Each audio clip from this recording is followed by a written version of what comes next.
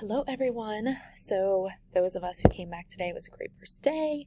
Those of you who are on Zoom, it was so nice seeing you again after our long weekend. And those of you who I didn't get to see, I'm happy you're watching this and I can't wait to see you tomorrow.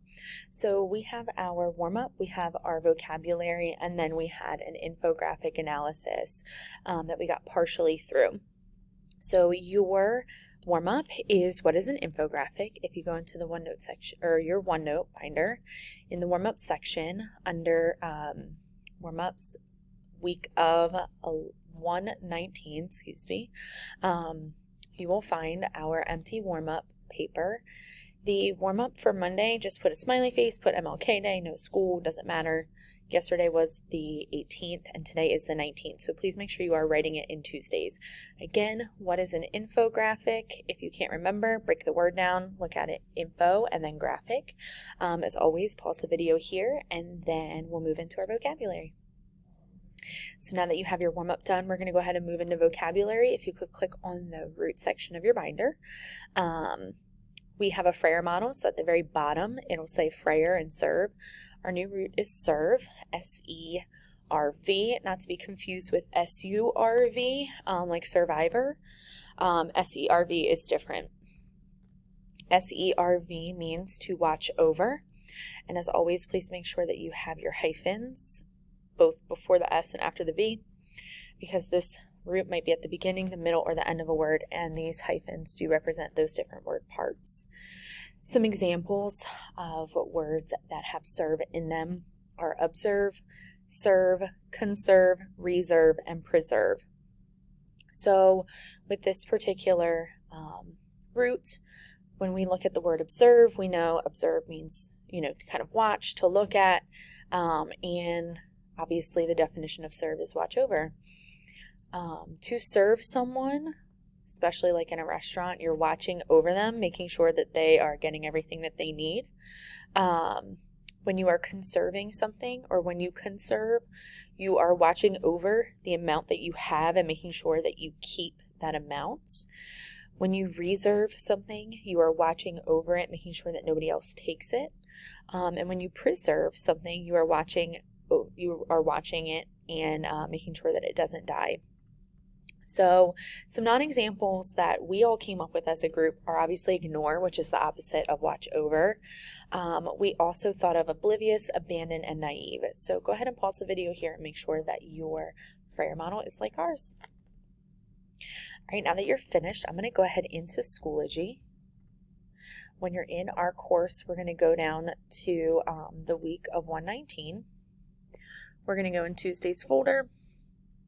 And you'll see that our learning target is I will determine the central idea of an infographic and analyze how it influences a reader's understanding of intelligence.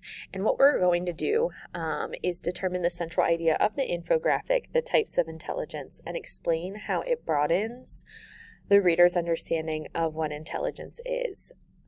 Before we analyze the infographic, though, I want you to take the multiple intelligences quiz. Even though it says quiz, it is more like a survey. There are 56 different statements, and you are going to rate how well the statement describes you using a rating system of 1 through 5. If the statement does not describe you at all, you will rate it a 1. If it describes you a little bit, it'll be a 2. If it describes you somewhat, a 3.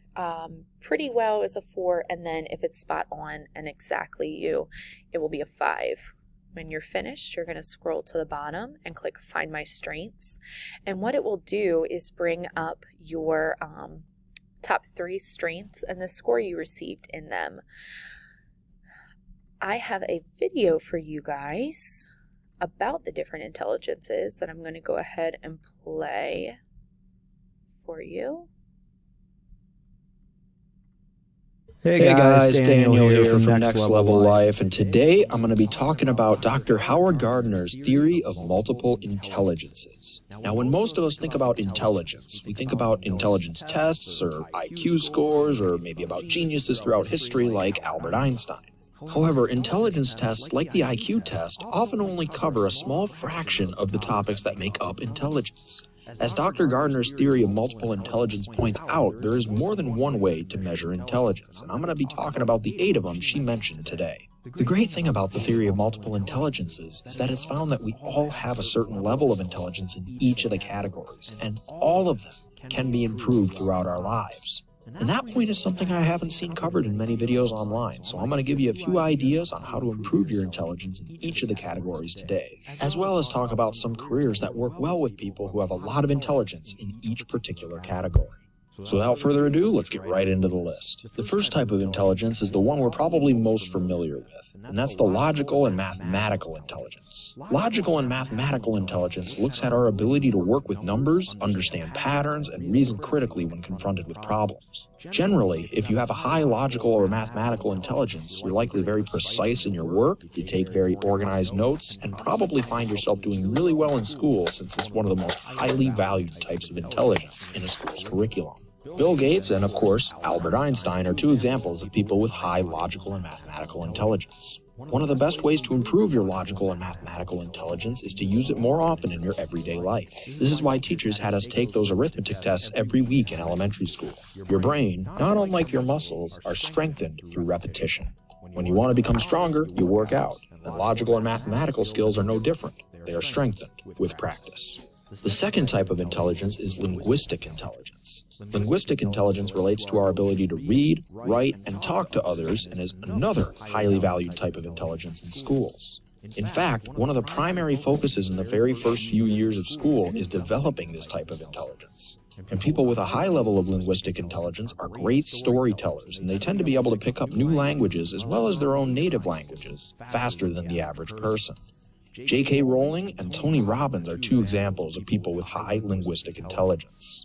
A couple of exercises that will help you strengthen your own linguistic intelligence is to keep a journal or make up stories and tell them to people. I've personally found the latter to be a little bit more helpful since I could see what parts of the story were engaging to others just by their reactions, but both will help. The third type of intelligence is visual or spatial intelligence. Visual or spatial intelligence is the ability to create a visual image of a potential project or idea and then act on that vision. Think of it as the ability to see something in your mind's eye and then act on it. This type of intelligence is especially common among artists, filmmakers, scientists, and even architects. This is because all of these professions require you to be able to envision what something is going to look like or how it's going to function before it actually exists. Leonardo da Vinci and Steven Spielberg are great examples of people with high visual and spatial intelligence. Some exercises to improve your visual and spatial intelligence include making maps or diagrams, playing video games, particularly first-person shooters, and using visualization techniques such as predicting what a piece of paper would look like when it's folded. As a side note, there was actually a great TED Talk done about how FPS games can actually affect your visual and spatial intelligence. I'll leave a link to it in the description below if you want to check it out. It's a little long and touches on other effects of video games on the brain, which are somewhat related to this, but not exactly what I'm talking about here, so you may want to skip to the 14-minute mark in the video. That's where they start talking about the visualization tests. The fourth type of intelligence is musical intelligence. Musical intelligence is exactly what it sounds like. It's the ability to compose songs, sing, and play instruments. It's usually found in composers and performers like Mozart, Elvis, and Elton John. Some exercises to improve your musical intelligence include regularly reading and writing poetry, as it forces you to focus on things like rhyme and tone, or you can just sing in the shower like I do. Either way. The fifth type of intelligence is bodily or kinesthetic intelligence. Bodily and kinesthetic intelligence refers to the ability to use one's own body skillfully or as a medium of expression to solve a problem. We see this type of intelligence every day, whether it's a sports star dunking a basketball or a child counting on their fingers to solve a difficult math problem. Exercises that will improve your bodily and kinesthetic intelligence include basically anything that incorporates movement into the activity. This is especially important when learning new things, as many studies have shown that incorporating multiple senses into learning activities actually helps the activity sink in deeper and stay with you longer. The sixth type of intelligence is interpersonal or social intelligence. This intelligence looks at the sensitivity one has towards others, along with their ability to work well with and understand others. Larry King, Oprah Winfrey, and yes, even the new U.S. President Donald Trump are examples of people with high social intelligence. Now, social intelligence has always been important, but it's perhaps more important in today's global world than it has ever been before. And it can be improved through activities like sharing or watching videos on how to improve yourself like the ones you are now. The seventh type of intelligence is intrapersonal intelligence. This differs from interpersonal intelligence by focusing on the ability to understand, work, and communicate with yourself as opposed to other people. People with high levels of intrapersonal intelligence are generally very intuitive, self-motivated, and may go against the grain. Philosophers, gurus, and writers generally have very high intrapersonal intelligence. Plato and Socrates are both great examples of people with high intrapersonal intelligence. Luckily, there are many ways to improve your intrapersonal intelligence, but some of the more popular ones are to keep a journal, or start practicing meditation, or even reading books that address the issues you're trying to solve. The eighth type of intelligence is naturalistic intelligence. Naturalistic intelligence looks at our ability to distinguish among living things such as different types of plants or animals, as well as our ability to understand weather, geology, and other things in nature. As you can imagine, this type of intelligence is particularly useful in farming, biology, anthropology, and animal training careers. Charles Darwin is a fantastic example of someone with very high naturalistic intelligence. Interacting with nature is probably the best way to improve your naturalistic intelligence, and this can be done in a variety of ways, including planting a garden, visiting the zoo, going hiking, or taking care of pets. So those are the 8 types of intelligence, as originally proposed by Dr. Howard Gardner. I would like to note that some people have added a 9th type of intelligence to the list called existential intelligence, which focuses on our capacity to tackle deep questions such as the whys and hows of life and death, or the meaning of life itself. So which type? All right, so you guys took your multiple intelligences quiz, and now that you have the results, those are the multiple intelligences explained, and some of them are probably going to make more sense to you now.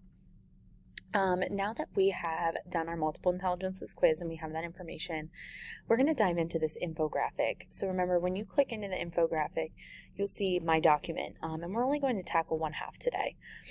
So with the infographic analysis, you guys again are determining the central idea of this infographic and analyzing it, how it influences the reader's understanding of what intelligence is. So you guys are going to do a close read using the Think Rich strategy to determine the central idea of this infographic and tell us how it broadens our typical understanding of intelligence. You know, most people think that to be intelligent means to get good grades, but you guys have continuously said throughout this unit that it's beyond that, that it's not just good grades or a high IQ test score. So what is this saying about intelligence is number one, and how does it support that? How does it support that that intelligence is beyond what we consider it to be? When you are finished, do not click save. We are going to work on the second half tomorrow. You're going to exit out, and then you're not going to submit. So as soon as you're done, you're just going to click save. So I can't wait to see you tomorrow.